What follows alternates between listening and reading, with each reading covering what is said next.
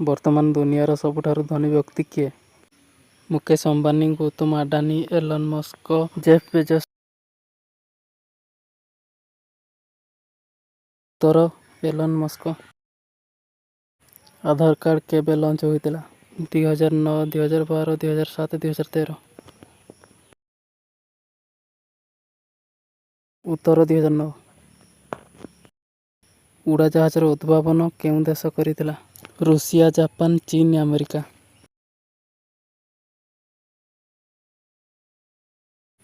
ଉତ୍ତର ଆମେରିକା।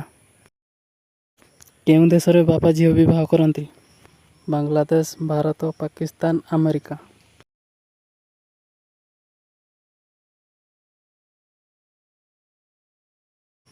ଉତ୍ତର ବାଂଲାଦେଶ।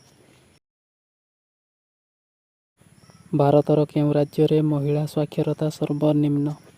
ରାଜସ୍ଥାନ, ଓଡ଼ିଶା, ବିହାର, ଆନ୍ଧ୍ରପ୍ରଦେଶ।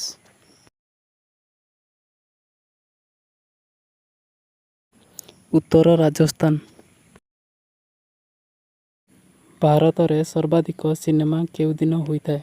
ମଙ୍ଗଳବାର, ରବିବାର, ଗୁରୁବାର, ଶୁକ୍ରବାର।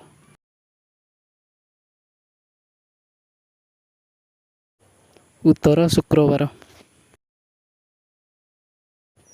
ଟମାଟୋରେ କେଉଁ ଭିଟାମିନ୍ ଥାଏ?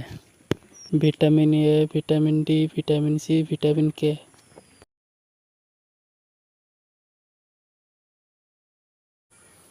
ଉତ୍ତର ଭିଟାମିନ୍ ସି।